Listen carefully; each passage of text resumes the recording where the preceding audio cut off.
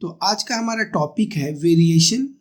यह आपको गणित प्रकाश बुक वेस्ट बंगाल बोर्ड में एक्सरसाइज 13 में पेज नंबर 195 पर मिल जाएगा। तो वेरिएशन को समझने के लिए हम लोग यह देखते हैं कि वेरिएशन कितने टाइप का होता है। तो वेरिएशन हमारा होता है दो टाइप का, एक होता है डायरेक्ट वेरिएशन और दूसरा होता है हमारा इनवर्स वेरिएशन। ओके, तो डायरेक्ट वेरिएशन क्या होता है, इसको समझने के लिए पहले मैं एक एग्जांपल ले लूँ। अगर हम लोग मार्केट से कुछ पेन खरीदते हैं और यह होता है कॉस्ट।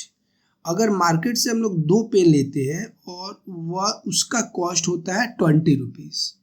अगर मैं 2 पेन ना लेकर के मार्केट से 1 पेन लूँ तो उसका कॉस्ट कितना हो जाएगा, 100% 10 रुपीज़ हो जाएगा। और अगर इसी जगह पर अगर मैं 5 पेन लिया होता तो इसका कॉस्ट हमें कितना पड़ जाता, 50 रुपीज़। तो इनमें अगर रिलेशन हम लोग ध्यान से देखें तो देखो, अगर पेन कम हो रहा है तो कॉस्ट भी कम हो जा रहा है, और पेन अगर बढ़ रहा है तो हमारा कॉस्ट भी बढ़ जा रहा है। ओके, तो इसमें किस तरह का रिलेशन हुआ, इसमें रिलेशन हुआ डायरेक्ट वेरिएशन। पेन कम हो रहा है तो कॉस्ट कम हो रहा है, पेन अगर बढ़ रहा है तो हमारा दाम भी, इसका कॉस्ट भी बढ़ जा रहा है। ओके, पेन को अगर मैं P से डिनोट करूं और कॉस्ट को अगर मैं C से डिनोट करूं तो इन दोनों में रिलेशन क्या हुआ, P direct variation with C। P जो है C के साथ में डायरेक्ट वेरिएशन बना रहा है, राइट। अगर मैं वेरिएशन साइन को हटाऊं तो इसे मैं लिखूंगा P इक्वल टू KC। यहाँ पर K क्या है, एक वेरिएबल कांस्टेंट है, नॉन जीरो वेरिएबल कांस्टेंट है, where K is non zero variable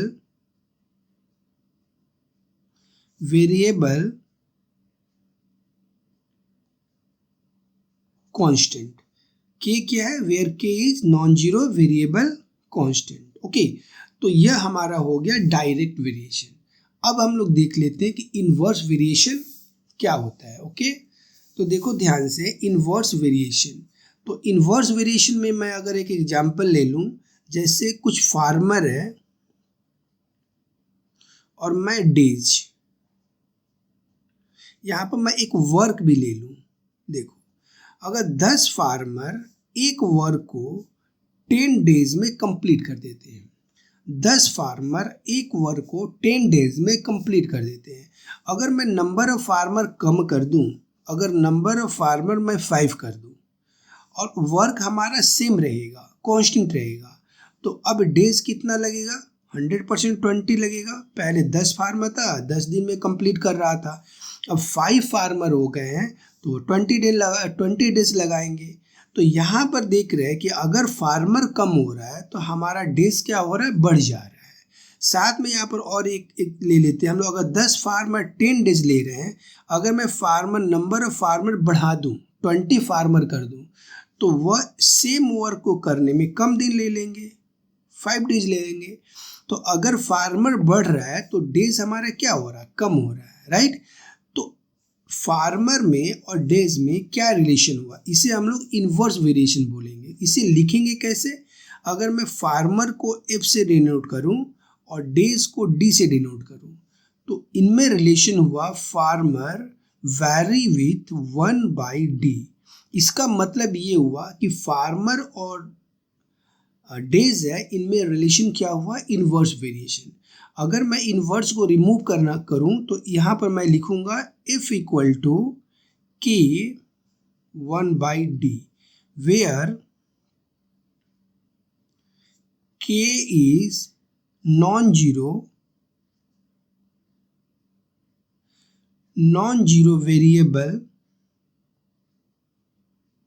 variable constant.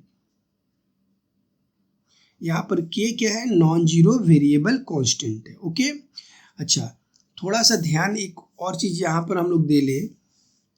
यहाँ से हमें क्या मिला था, P equal to K into C। तो यहाँ से K इक्वल टू हमारा क्या मिलेगा, P/C। तो दो रिलेशन अगर P बाई सी दोनों का relation P by C equal to K constant मिलता है तो इसे हम लोग डायरेक्ट वेरिएशन बोलेंगे। और उसी जगह पर अगर यहाँ से मैं ध्यान दूँ, यह यहाँ से K इक्वल टू हमें मिलेगा एफ डी। मीन्स दोनों वेरिएबल अगर प्रोडक्ट एक कांस्टेंट देता है तो इसे हम लोग क्या बोलेंगे, इनवर्स वेरिएशन। ओके, तो यह था बेसिक फंडा। अब हम लोग एक्सरसाइज स्टार्ट करते हैं। Exercise 13 page number 195। Hello everyone, मैं मनोज आपको स्वागत करता हूं आपके इस प्यारे यूट्यूब चैनल पर जहां मैथ्स रिलेटेड वीडियो प्रोवाइड किया जाता है। तो अगर आप मेरे साथ मैथ्स करना चाहते हैं तो इस चैनल को सब्सक्राइब करें, साथ में बेल आइकन को जरूर से जरूर प्रेस कर ले ताकि टाइम टू टाइम आपको वीडियो का नोटिफिकेशन मिलता रहे। तो चलो बिना देर किए वीडियो को स्टार्ट करते हैं। तो यह हमारा एक्सरसाइज, इसका क्वेश्चन नंबर 1 है, corresponding values of two variable a and b are. देखो यहाँ पर इस टेबल में ए एंड बी का कुछ वैल्यू दिया हुआ है, ए का कुछ वैल्यू है एंड बी का कुछ वैल्यू दिया हुआ है। क्वेश्चन क्या बोल रहा है, if there is any relation of variation between A and B, A and B के बीच में कोई भी क्या रिलेशन है वेरिएशन का, let us determine it and right the value of variation constant. इसे हमें बताना है और वेरिएबल कांस्टेंट का वैल्यू हमें फाइंड आउट करना है। ओके, तो ए में क्या दिया हुआ, 25, फिर 30 है, फिर 45 है, फिर 250 है, और बी में 10 है, 12 है, 18 है, 100 है। अगर इसे हम लोग ध्यान दें तो ए का वैल्यू अगर बढ़ रहा है तो बी का भी वैल्यू हमारा बढ़ जा रहा है। तो इससे हमें रफली आइडिया यह मिल गया कि यह डायरेक्ट वेरिएशन का क्वेश्चन है। अब इसे हम लोग चेक कर लेते हैं कि इसका वेरिएशन कांस्टेंट क्या है और ये क्या रियल में डायरेक्ट वेरिएशन को फॉलो कर रहा है या नहीं कर रहा है। तो चलो हम लोग स्टार्ट करते हैं क्वेश्चन नंबर 1। तो यहाँ पर हमारा ए और ये हमारा बी। ओके, तो अगर मैं इसे ए बाई बी फाइंड आउट करूँ, ए बाई बी, तो हमें क्या मिलेगा, 25 बाई 10, यह हो जाएगा 5 5 जा एंड 2 5, 5 बाई 2। ठीक उसी तरह से 30 बाई 12 हमें क्या मिलेगा, a by b equal to 30 by 12। ये 6 से कट हो जाएगा, 6 5 जा एंड 6 2 जा। तो यहाँ पर भी हमें मिल रहा है 5 बाई 2।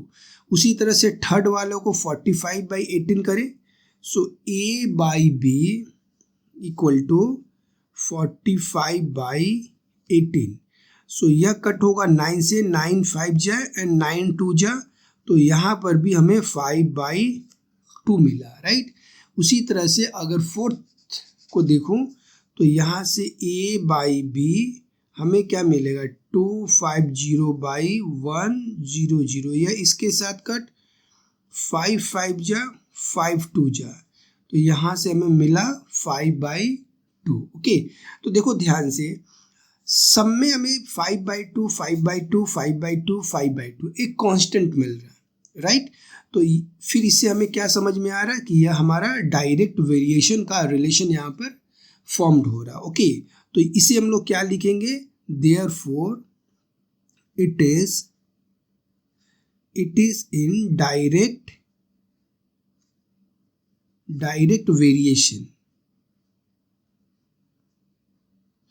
और वेरिएशन कांस्टेंट हमारा क्या हो जाएगा, एंड वेरिएशन कांस्टेंट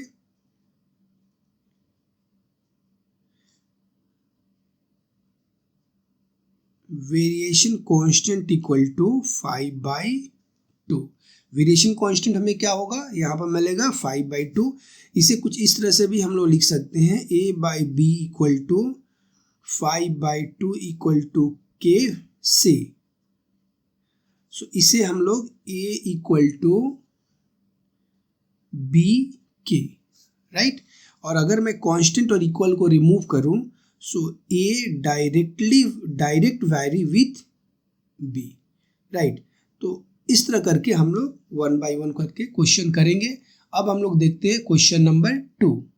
सो हमारा क्वेश्चन नंबर 2 है, corresponding values of two variable x and y if there is any relation of variation between x and y, let us write it by understanding। तो यहाँ पर एक table दे रखा है, x का कुछ वैल्यू है एंड y का कुछ वैल्यू है, तो इसमें हमें रिलेशन बताना है कि यह डायरेक्ट वेरिएशन है या इन्वर्स वेरिएशन है। तो यहाँ से हमें बहुत अच्छा आइडिया नहीं मिलेगा केवल टेबल को देख करके, तो या तो इन दोनों को मल्टीप्लाई करना होगा और या इन दोनों को डिवाइड करके हम लोग को देखना पड़ेगा। ओके, तो चलो स्टार्ट करते हैं हम लोग क्वेश्चन नंबर 2। तो हमारा क्वेश्चन नंबर 2 में कुछ इस तरह का टेबल दिया हुआ है। तो इससे पहले हम लोग दो फॉर्मूला होता है हम लोग का, एक डायरेक्ट वेरिएशन का होता है x by Y equal to K, और इन्वर्स वेरिएशन का होता है एक्स वाई इक्वल टू के। मैं पहले किसी को भी हम लोग चेक कर लेते हैं कुछ आइडिया लेकर के। तो यहाँ पर हम लोग को वैसे कुछ समझ में नहीं आ रहा है, 18 है, फिर इस 2 से हम लोग आइडिया ले लेंगे। देखो यहाँ पर 18 है, 18 से 6 हो रहा है, और यहाँ पर 3 है, 3 से 9 हो रहा है। मीन्स अगर x घट रहा है तो y बढ़ रहा है। तो यहाँ से हम लोग को रफली समझ में आ रहा है कि शायद कुछ इन्वर्स वेरिएशन का ही रिलेशन फॉर्म हो रहा है, राइट। तो पहले हम लोग इन्वर्स वेरिएशन यहाँ पर चेक कर लेते हैं। इन्वर्स वेरिएशन का कंडीशन क्या है, k equal to X Y. तो हम लोग देख लेते हैं k इक्वल टू, यहाँ पर एक्स वाई कितना मिलेगा, 8 इंटू 3, सो 8 3 जा 54। इन दोनों में देखते हैं हमें k क्या मिलता है। सो k इक्वल टू 8 इंटू 27/4, 4 2 जा 27 इंटू 2 हमें कितना मिलेगा, 54। मीन्स मुझे ये तो समझ में आ गया कि यह इन्वर्स वेरिएशन का ही क्वेश्चन बन रहा है। इसको भी हम लोग चेक कर लेते हैं। k इक्वल टू 12 इंटू 9/2, 6 9 6 जा 54। मीन्स सब में एक ही 54 54 54, यह हमारा है constant variation, constant inverse variation का। लास्ट में रह गया k equal to 6 into 9, 6 into 9 that is equal to 54। तो यह क्या होगा, so it is in inverse variation,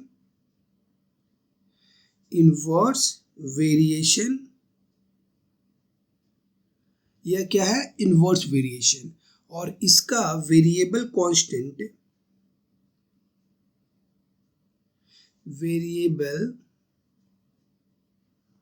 constant क्या हो जाएगा हमारा, 54। ओके, सो इसे हम लोग कैसे लिख पाएंगे, एक्स वाई इक्वल टू के, सो एक्स इक्वल टू के इंटू 1/y, राइट। सो अगर मैं इक्वल और k को रिमूव करूं तो यह हो जाएगा x डायरेक्ट वैरी 1/y। तो यह हमारा रिलेशन मिलेगा। सो हम लोग का नेक्स्ट क्वेश्चन है 3 पार्ट 1। इसमें दिया हुआ, और taxi of Bipin uncle travels 14 kilometre path in 25 minutes. Means Bipin uncle का टैक्सी जो है 14 किलोमीटर जाता है, 14 किलोमीटर पास इन 25 मिनट, 25 मिनट में 14 किलोमीटर जा रहा है। Let us calculate by applying theory of variation how much path he will go in 5 hours by driving taxi with the same speed। तो हमें क्या बताना है कि वो 5 घंटे में कितना किलोमीटर जाएगा, और हमें यह कौन सा अप्लाई करना है, theory of variation. Theory and variation apply करके हमें 5 घंटे में वो कितना किलोमीटर जा रहा है हमें फाइंड आउट करना है। तो हम लोग स्टार्ट करते हैं 3 पार्ट 1। तो 3 पार्ट 1 में हम लेट कर ले रहे हैं कि let distance be d, distance d है, and time be t, time को हमने टी लेट कर लिया। तो डिस्टेंस 14 किलोमीटर जा रहा है, तो टाइम कितना लग रहा है, 25 मिनट्स। तो हमें क्या फाइंड आउट करना है कि 5 आवर्स में टाइम है, ये 5 आवर्स में कितना डिस्टेंस कवर करेगा। तो पहले हम लोग यह समझ ले कि डिस्टेंस और टाइम में क्या रिलेशन। ओके, तो अगर हम लोग ध्यान दें कि 14 किलोमीटर्स जाता है अगर 1 घंटा में, तो 2 घंटे में कितना किलोमीटर जाएगा, 28 किलोमीटर। तो डिस्टेंस बढ़ रहा है, टाइम बढ़ रहा है, तो डिस्टेंस भी हमारा बढ़ जा रहा है। 3 आवर्स में कितना जाएगा, 14 इंटू 3 42 किलोमीटर। तो यहाँ पर डिस्टेंस और टाइम में हमारा क्या रिलेशन में रहा है, डायरेक्ट वेरिएशन का। तो इसे हम लोग कैसे लिखते हैं, D direct very with T. और वेरिएशन को साइन को जब हम लोग रिमूव करेंगे तो यहाँ पर लिखेंगे d equal to k t, where k is non zero, variation constant. K is non zero, variation constant. तो यह हमारा रिलेशन मिला। अब यहाँ पर d इक्वल टू 14 है, तो यहाँ पर पहले इसका वैल्यू हम लोग पुट कर ले। 14 इक्वल टू k का वैल्यू पहले हम लोग फाइंड आउट करेंगे। k इंटू टी हमारा कितना है, 25। सो यहाँ से हमें मिलेगा k इक्वल टू 14/25। यह था हमारा k का वैल्यू। इस रिलेशन में पुट कर लेते हैं। तो यहाँ से हमें मिल रहा है d इक्वल टू 14/25t।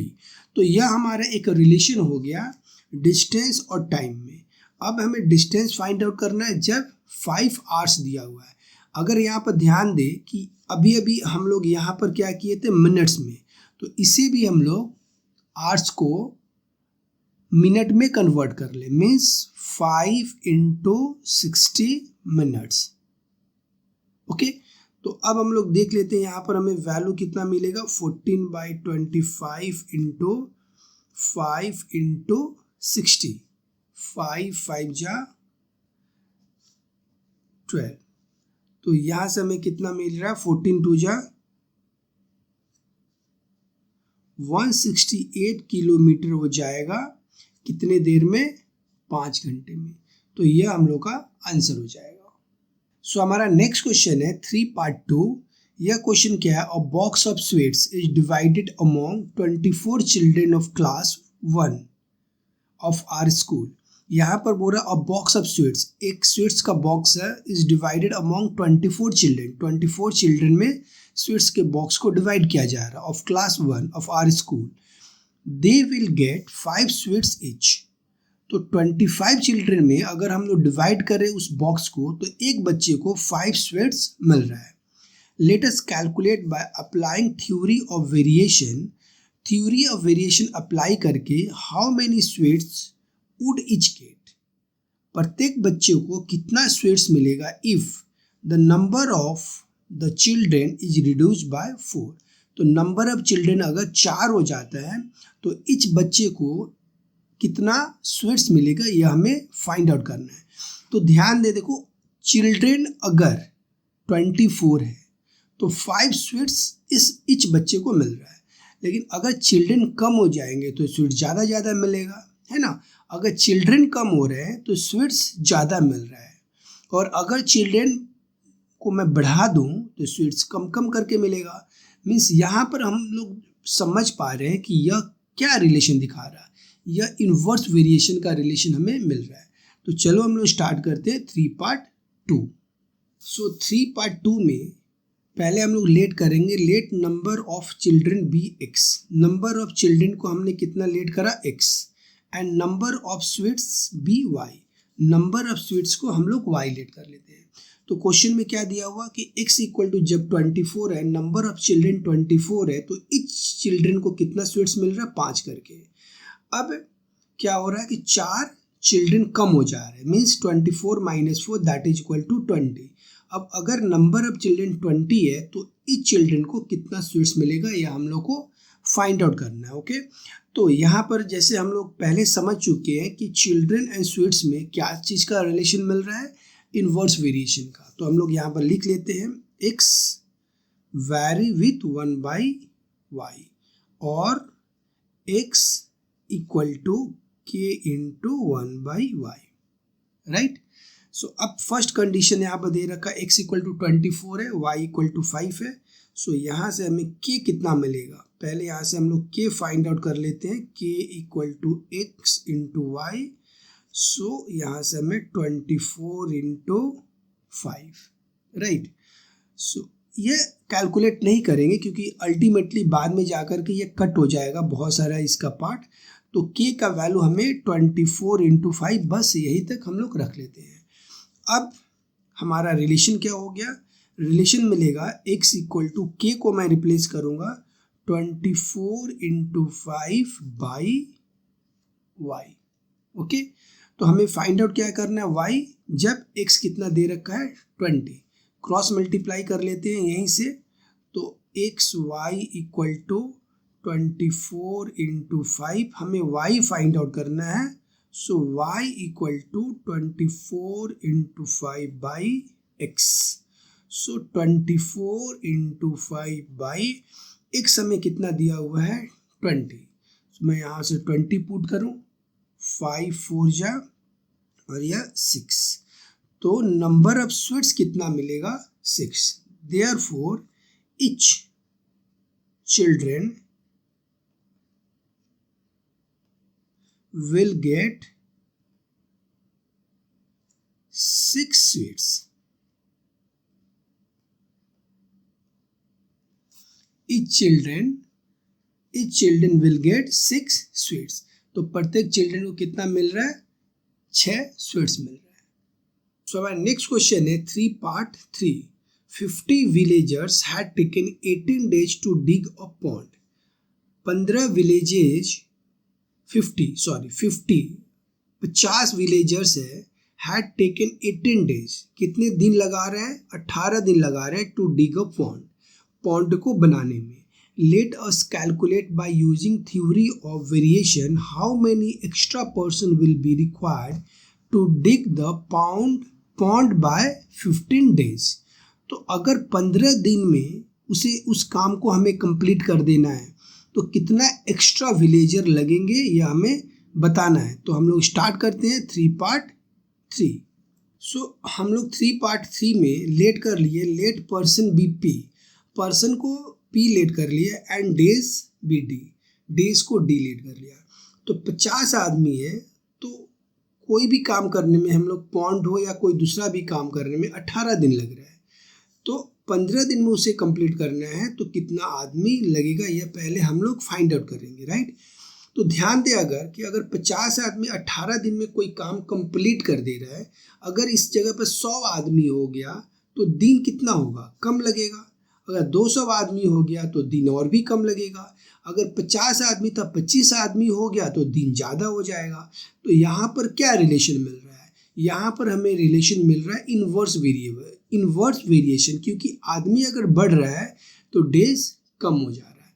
तो इन दोनों को मैं कैसे करके डिनोट करूँगा, तो यहाँ पर हमें मिलेगा P vary with 1/D, means P जो है वह D के साथ में इन्वर्स वेरिएशन बना रहा है।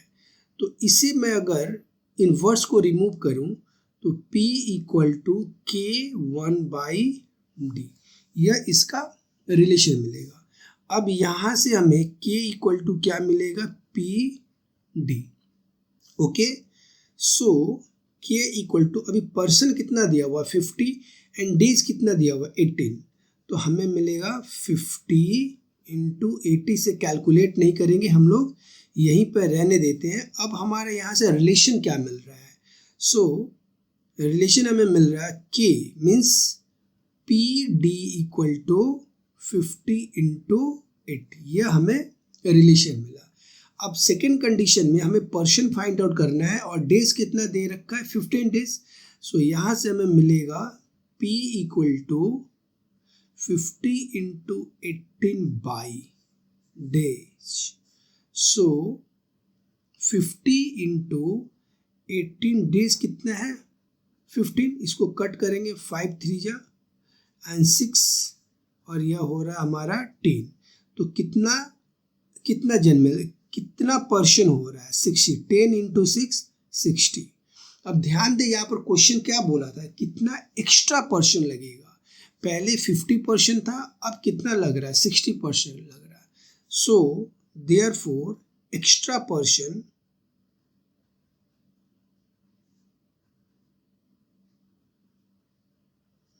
रिक्वायर्ड,